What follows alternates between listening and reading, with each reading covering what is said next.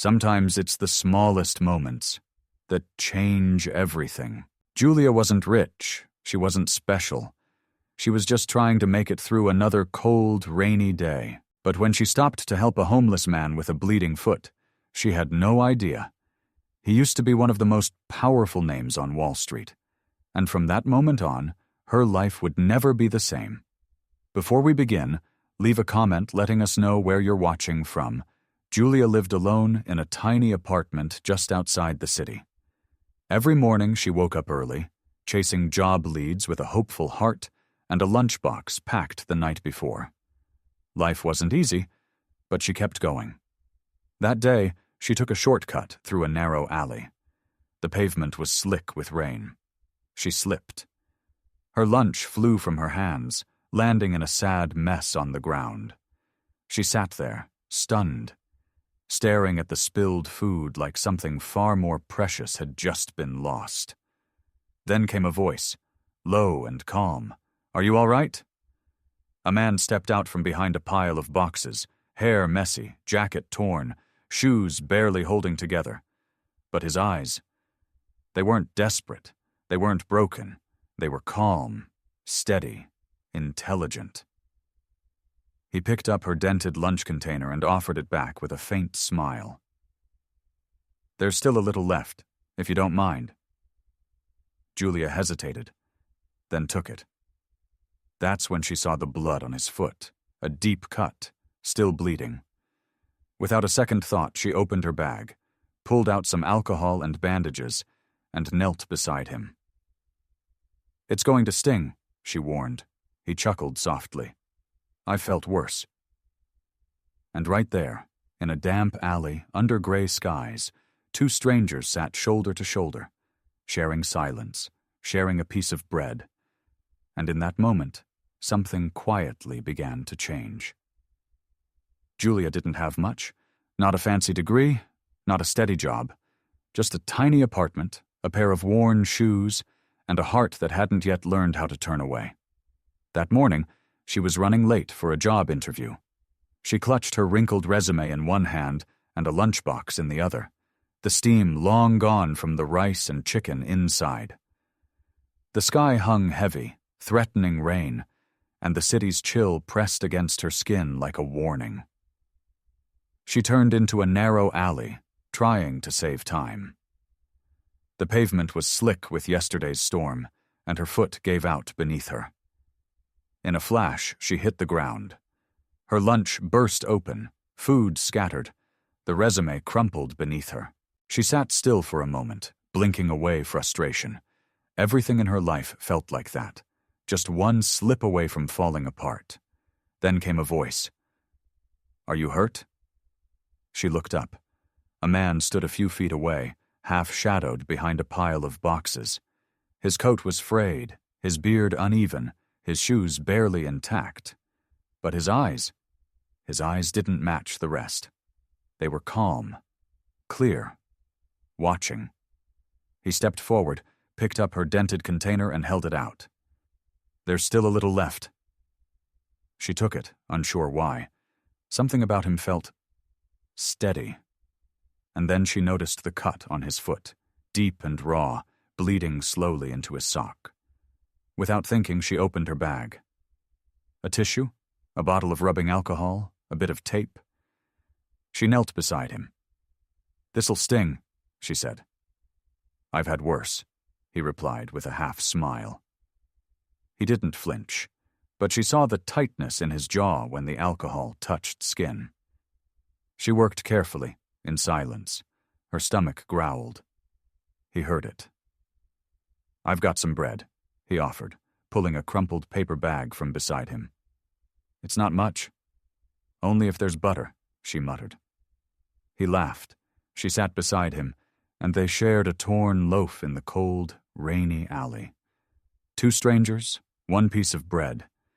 And for the first time that day, Julia wasn't in a hurry. She was already too late. The interview was gone. But somehow this moment mattered more. There was something in the way he spoke, the quiet in his voice, the weight in his words. She couldn't explain it, but he didn't feel like someone lost. When she stood to leave, she looked back at him, still sitting against the wall with that unreadable calm. "I have a place," she said. "Just a small couch and a space heater. It's not much, but it's warm." He looked at her, unsure. "Just for one night," she added. "Don't expect anything more." He nodded once. They walked side by side through the damp streets, saying little. And beneath the street lamps, with the city breathing quietly around them, something began. Soft and unnoticed, like the first flicker of warmth after a long, cold night. The next morning, Julia woke to the faint clatter of pots and the gentle hiss of boiling water. For a moment, she thought she was dreaming. She never woke up to the smell of anything but burnt toast, if that. She shuffled into the kitchen. David stood at the stove, sleeves rolled up, stirring something that looked vaguely like oatmeal and less vaguely like glue. "I tried cooking," he said, not turning around. "Can't promise it tastes like much." Julia leaned over the pot, raised an eyebrow, and took a sniff. "It smells like ambition and regret," he chuckled. "Fair." The meal was nearly inedible, but the effort was real. And after a few polite bites and a lot of coffee, she left for her errands. By the time she returned that evening, the apartment was spotless.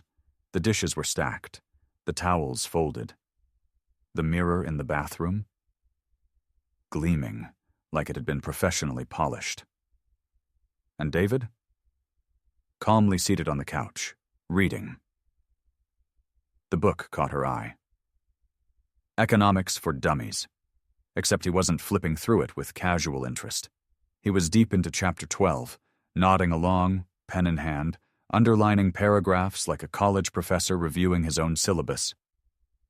Julia leaned against the doorframe and crossed her arms. "So," she said, "you're good with a mop. You read macroeconomics for fun, and yesterday you fixed the broken heater with a spoon." David didn't look up. "It was just a loose wire." "Right," she muttered. "Just a loose wire. Something wasn't adding up. He wasn't nosy. He wasn't pushy. He never asked for more than what she offered. But every day, David revealed something new. A quick comment about supply chains. A quiet correction when she misquoted a headline. The way he observed everything. Remembered tiny details. Even how she liked her coffee without sugar, just a splash of almond milk. He was too put together. Too trained. Julia started watching him more closely. Not suspicious. Not yet. But curious. And then, one evening, she came home earlier than usual. Her laptop was open. David, seated at her desk, quickly stood up the moment he heard the door. "I was just checking something," he said. "It looked like your system was running slow. Her eyes darted to the screen. Her resume. Open. Edited. Polished. "You touched my resume?" she asked. "I updated the formatting," he said. "It was missing keywords. You've been underselling yourself." Her voice tightened. "You had no right to do that." "I know," he said quietly. "I didn't mean to cross a line. But I've seen you go to interview after interview, and I just thought, maybe if your resume showed what you're really worth." Julia stared at him, frustration and confusion mixing with something she didn't want to name yet. The next day, she received an email from a tech company. They wanted to interview her, and at the bottom of the message, she saw it. "Thank you for your updated application." It stood out. She looked over at David, who was wiping down the kitchen counter with quiet focus. He wasn't smiling. He wasn't gloating. He was just there, like he'd always been. And for the first time, Julia truly wondered, who exactly is this man sleeping in her back room? The city was gray that afternoon. A soft, cold wind chased dry leaves across the sidewalk, whispering secrets between footsteps. Julia had just finished her job interview. Surprisingly smooth, perhaps even promising. But instead of heading straight home, She wandered. Something tugged at her, a quiet unease she couldn't name. She turned a corner and passed a small newsstand she'd walked by a dozen times. But this time, something stopped her. It wasn't the headlines, not at first. It was a photograph. A face, neatly framed on the front page of an old issue, tucked beneath a stack of celebrity gossip and sports scores, was a man in a dark suit. Sharp jawline, dark eyes, calm expression. She froze. Her mind rejected it at first. No, it couldn't be. But the more she stared, the more impossible it became to deny. David, not the scruffy man from the alley. This David wore a navy blue tailored suit, stood confidently in front of a building with a glass facade. A silver nameplate above the door read, Harvin Technologies. The headline screamed, CEO David Allenar missing after helicopter crash, shock waves through tech industry. Julia's heart dropped into her stomach. She reached for the paper with trembling hands. The vendor glanced up but said nothing, just nodded solemnly as if he understood the weight of that moment. She didn't remember the walk home. The city blurred past her, cars honking, people talking, but all she could hear was the echo of the name, David Allenar. By the time she reached her apartment, her legs were stiff, and her hands still clenched the paper like a secret too dangerous to share. She opened the door. There he was, sitting at the kitchen table, casually flipping through a worn paperback, a steaming mug of coffee beside him. His hair slightly messy, sleeves rolled, expression calm. It was so normal, so absurdly ordinary, and yet not anymore. She placed the newspaper on the table. No words, just the sound of paper brushing wood. David looked up. His eyes dropped to the headline. A long silence filled the room, expanding like fog. Then, without any panic, without flinching, he exhaled. I figured this day would come. Julia's voice was barely above a whisper. Is it true? He closed the book slowly, deliberately, sat straighter. Yes. The weight of the answer sat heavy between them. You're David Allenar, CEO of Harvin Technologies, billionaire tech genius, the man everyone thinks is dead. He nodded once. I was never really gone, just hiding. Julia stared at him, heart pounding. Hiding from what? From the people I trusted, he said, from the company I built, from myself. She blinked. The crash? His voice dropped. It wasn't an accident. She stepped back. He didn't chase her with words. He let her absorb it. My helicopter went down during a private flight to a board retreat. I survived. Barely. But while I was in a hospital bed with broken ribs and a fractured skull, my business partner, Victor, took over. Quietly. Quickly. Too quickly. Before I could even stand on my own, I realized everything was slipping out of my hands. His fingers traced the rim of the coffee mug. I could have gone public, could have fought back. But the betrayal, it broke something in me, and I didn't know who I could trust. So I disappeared. I let the world believe what it wanted. And you ended up in an alley, Julia said bitterly, eating bread and talking like a philosopher. He gave a soft, pained smile. That alley was the first place I felt invisible and safe, until you saw me. She didn't speak. Her mind was spinning, replaying every moment, every word, every odd detail, the way he held himself, the way he fixed things without instruction, the way he read economic theory like bedtime stories. None of it was accidental. But what hurt most was how real it had felt. Before the truth. You lied to me, she whispered. I did, he admitted. But not about who I was with you, only about where I came from. Her voice cracked. Why? His eyes softened. Because I wasn't ready to be David Allenar again. And with you, I didn't have to be. Tears stung at her eyes, but she held them back. You should have told me. I wanted to, so many times, but I thought, the moment I did, I'd lose everything I'd found with you. Julia sat down slowly. The air between them was thick, raw, unfiltered. He watched her, not pleading, not explaining, just present.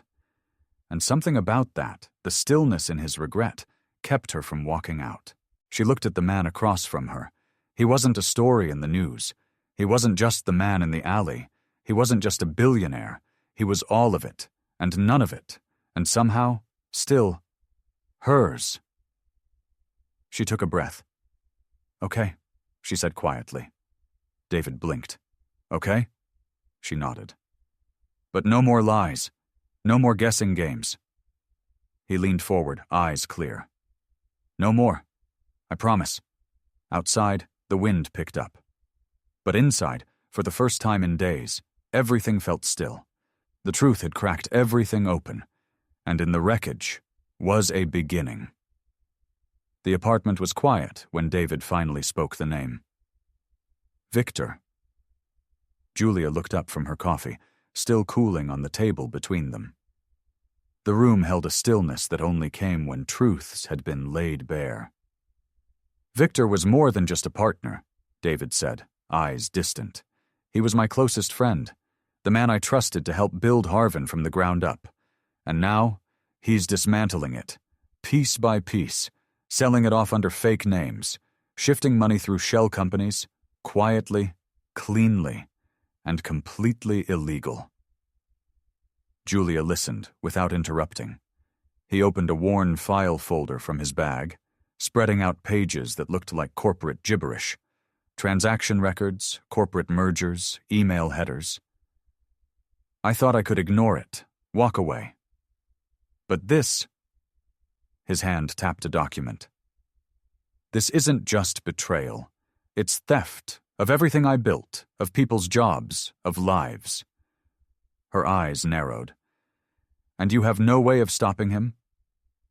I have evidence, he said, but not enough to take him down cleanly. He's careful. Every shady deal is masked under layers of paperwork and names I can't trace. Yet. Julia leaned in, scanning the documents. One name stood out. Solverus, her new employer. She pointed. This company. I started work here 2 days ago. David looked at her sharply. They handle digital logistics and contract transfers. You think they're part of it? I don't think. I know, he said. Solverus is one of the intermediaries. Victor's been routing assets through them, laundering the sell-offs as if they're part of a legitimate merger strategy. You're already inside the building, Julia. She leaned back, heart racing. What are you saying? I'm saying we do this together, he said. You be the eyes and ears on the inside. I'll stay on the outside, pulling what threads I can. We meet only when it's safe. No phones, no messages. Just this. He handed her a small notepad. Right here. Leave it at the bookstore on 8th Street. 3rd shelf. Code word is Winter Bloom. Julia stared at him, the reality slowly sinking in. I'm not a spy, David. He looked at her, not with pressure, but with quiet urgency. You're not, but you're smart, and you care. That's more dangerous than a badge. She didn't answer right away, but something stirred inside her, some mix of anger, justice, and unshakable loyalty. She closed the folder gently. Okay, let's burn the bastard. The plan was simple. Julia would watch, listen, report. David would investigate, map the flow of money, identify the key players. Every step had to be invisible. Solverus had security, encrypted systems, cameras. But Julia had one advantage none of them had planned for. She was underestimated. They assumed she was just a junior IT contractor. They didn't know she had David Allener behind her. At the office, she moved carefully, helped quietly, read between the lines. Every time someone whispered about special transfers or locked their screens too quickly, she took mental notes. Every strange internal document she saw, Even in passing, she remembered. At night, she'd write it all in the notepad. David, meanwhile, was relentless. He worked from libraries, co-working spaces, forgotten logins and dusty backups from his old laptop. He used old contacts, a few trusted friends from the past. But mostly, he worked alone.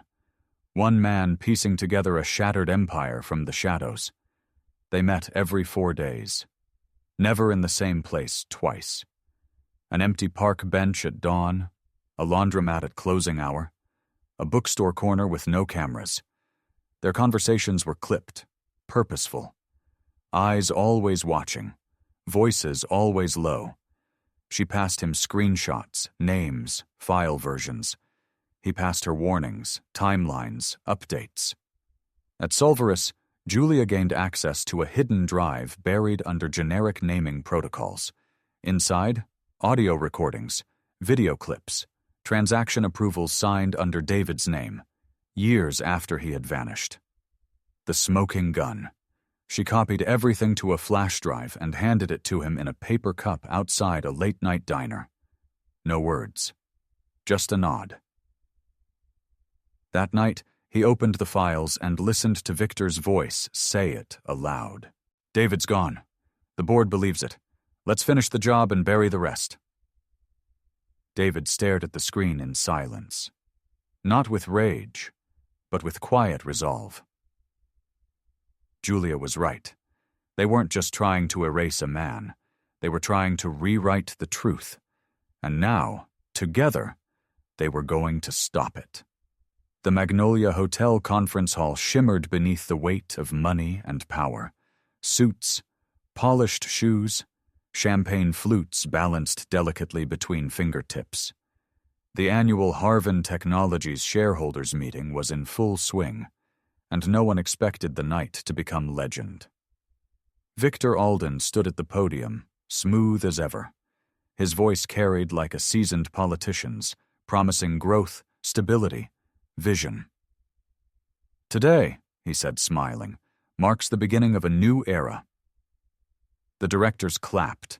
Investors nodded. On the surface, everything was perfect, until the side door opened. The clapping slowed, then stopped. A man in a tailored suit stepped into the hall. Tall, calm, with silver at his temples, and the quiet certainty of someone who no longer needed to prove anything. Gasps rippled through the room. Faces paled. Whispers erupted. It was him. David Allener, the man thought to be dead, the founder of Harvan, the ghost behind the company's legacy. Victor froze. David walked steadily to the front, unbothered by the silence, the stares, the disbelief. When he reached the podium, he didn't ask for permission. He simply stood there, facing the very room that once cheered for him, now too stunned to speak. "My name," he began, his voice low but unwavering, "is David Allener, and I am not here to reclaim a title. I'm here to reclaim the truth." Someone in the crowd dropped a pen. It sounded like a gunshot in the silence. From the back of the room, Julia stepped forward. She carried no briefcase, wore no badge, just a plain blouse and quiet eyes that had seen too much to fear anymore. She walked straight to the tech console and inserted a flash drive. A screen blinked to life behind David. Victor shifted in place. "This is outrageous," he said, his voice cracking. "You're not authorized—" David raised one hand. Not to silence him, but to signal what came next. The audio crackled. And then, Victor's voice filled the hall. "David's gone. The board thinks he's dead. We'll finish the merger, drain the assets, and by the time anyone catches on, we'll be in Switzerland." The room exploded into motion. Whispers, shouts, cell phones lifted in the air, recording every second. David didn't flinch. He simply turned to the audience. "This is the man who claimed to protect your investments," he said, "who used my name to sign fraudulent deals, who almost destroyed what we built." Victor lunged toward the podium. "That's a lie. These tapes are doctored." But no one listened, because Julia, without saying a word, had already switched to the second clip. This time it was video. Victor in a private office, papers in hand, smirking. "Even if he comes back, it's too late. Harvin belongs to me now." Security moved swiftly. 2 officers stepped from the side of the room. No ceremony, no drama, just the cold click of handcuffs. Victor didn't fight. He looked around the room and saw only one thing reflected in the eyes of the people who once trusted him: betrayal. As he was let out, David remained still. No victory pose, no speech, only silence.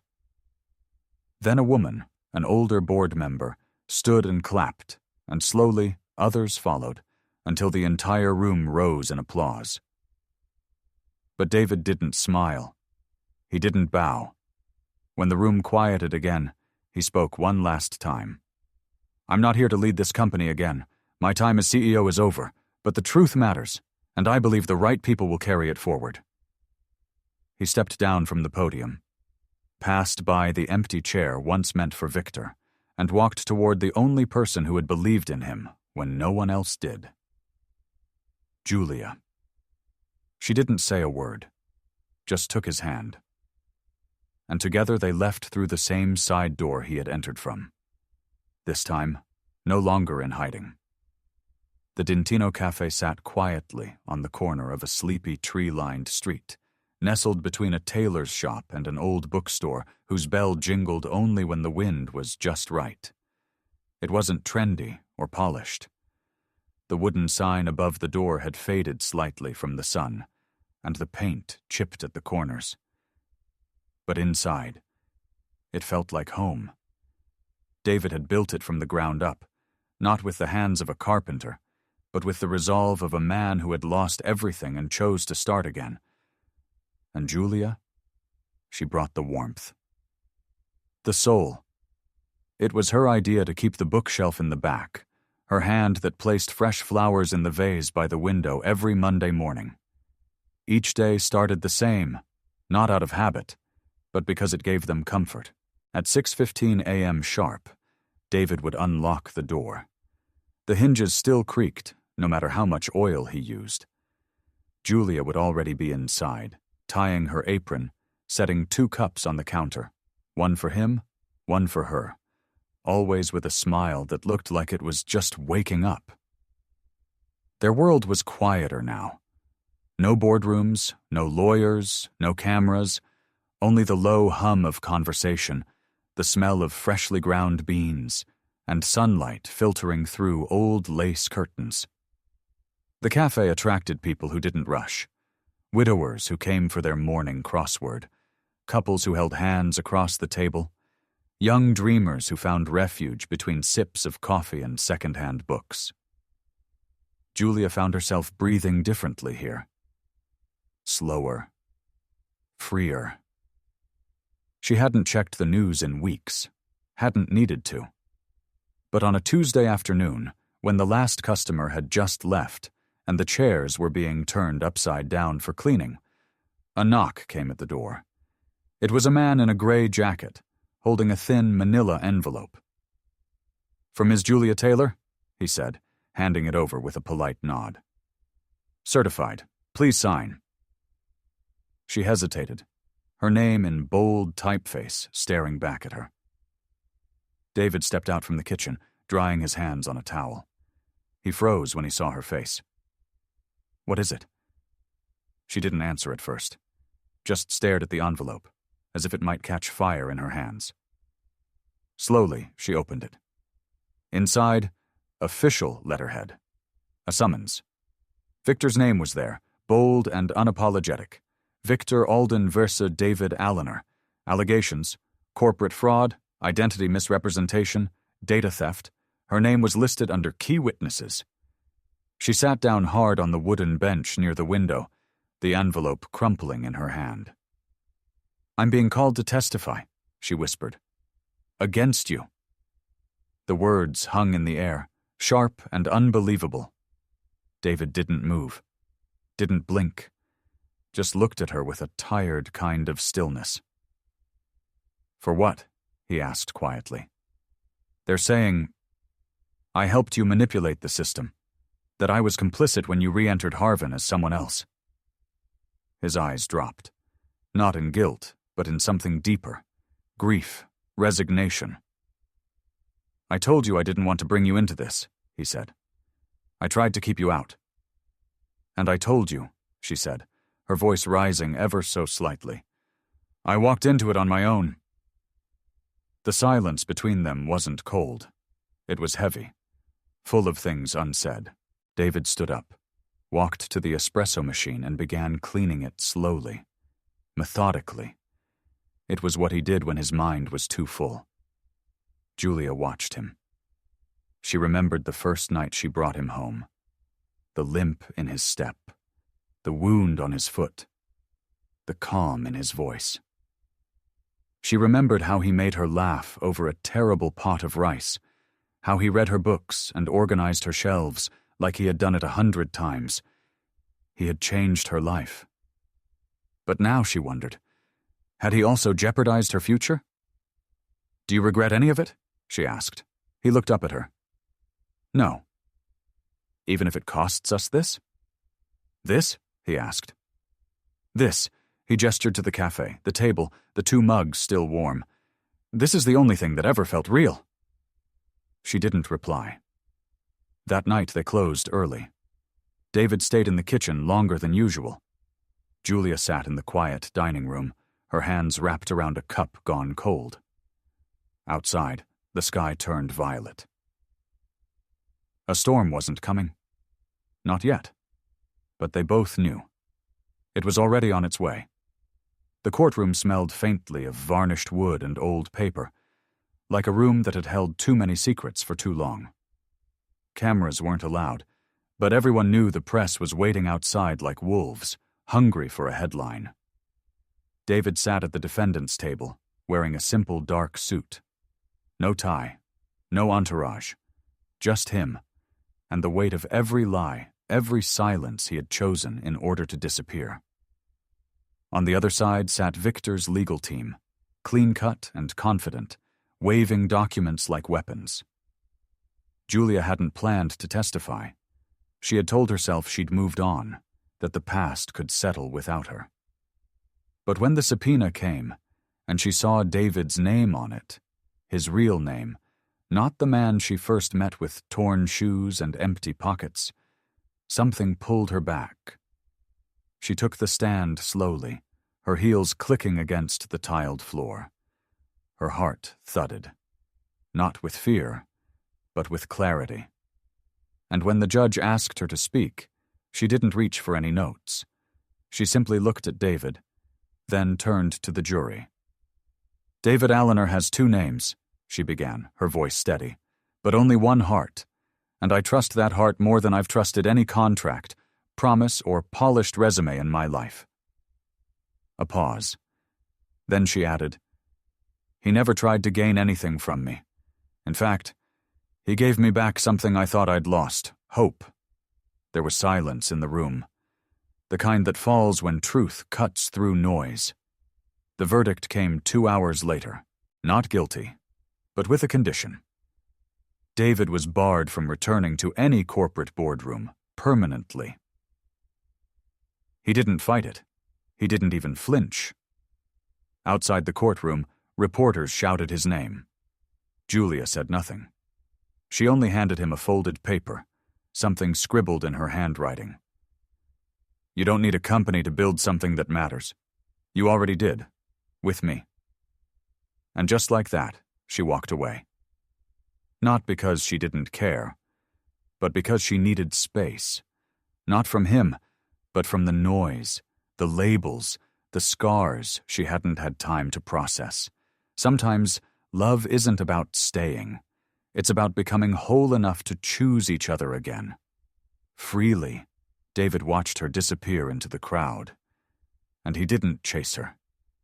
He just whispered to himself, "I'll be here, if she ever finds her way back." Winter had softened into spring by the time Julia found the letter in her mailbox. tucked between a gas bill and a coupon for canned soup. No return address. Just her name, written in that same deliberate, almost old-fashioned handwriting she used to see on sticky notes around the cafe. The envelope was cream-colored, a little weathered, as if it had been carried a long way. Inside was just one sheet of paper. "I never meant to leave you with silence, Julia, but I had to disappear, for both our sakes. If you still believe in second chances, the chair next to me is still empty. I'll be in Bridge Hollow. Come if your heart still remembers mine." No grand declarations, no pleas, just honesty. For a long time, she stood by her window, holding that letter, staring out at the rain tracing its quiet path down the glass. That evening, she packed a small bag, not because she was sure, but because something deep inside her stirred. Not a longing for the past, but a pull toward something unfinished. 2 days later, Julia stepped off a rickety bus in Bridge Hollow, a town that looked like it belonged in an old postcard.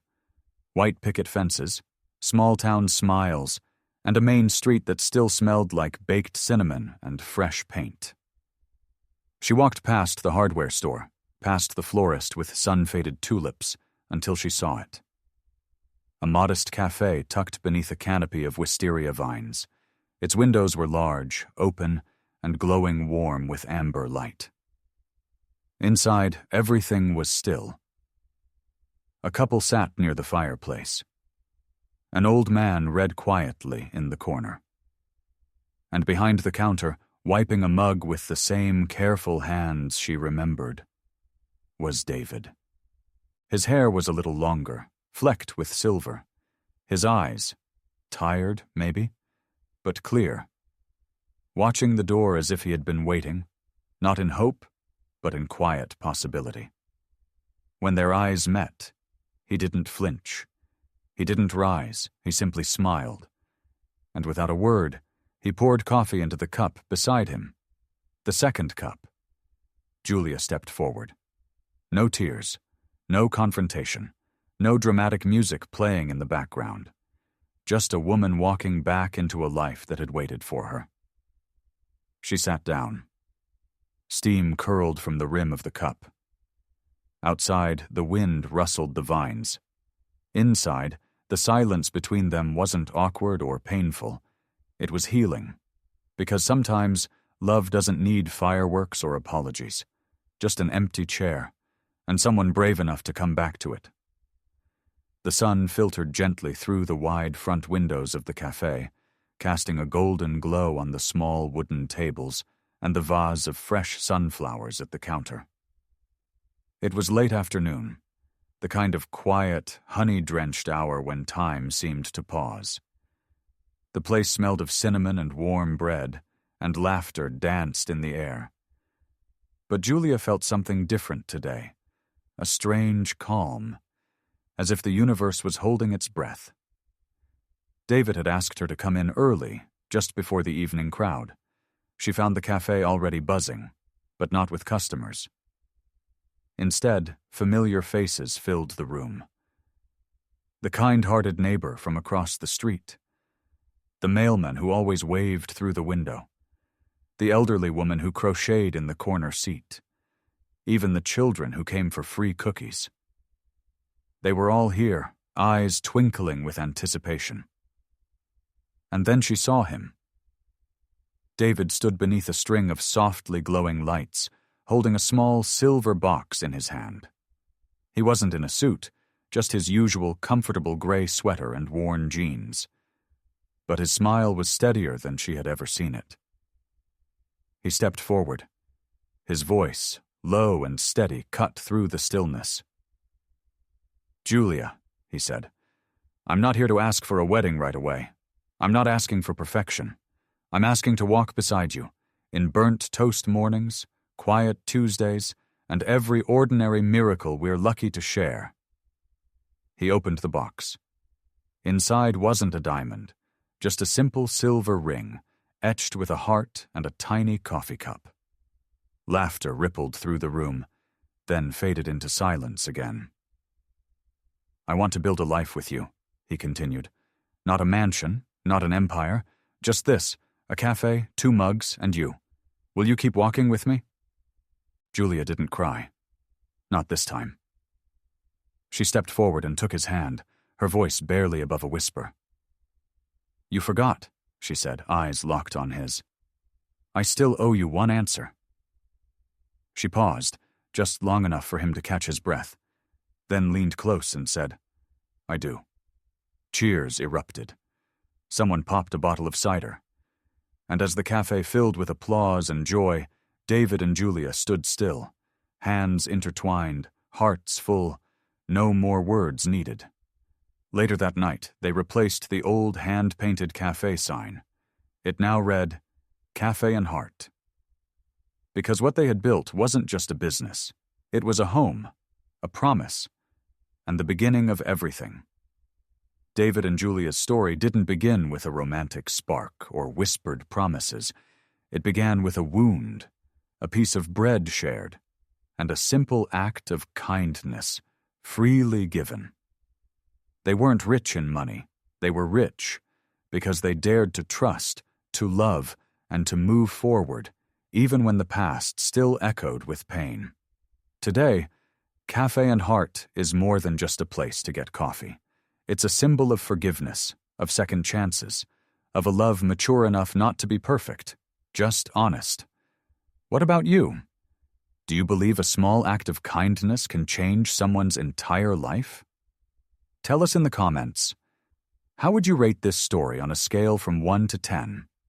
Which moment touched you the most? Do you believe in simple, lasting love like this?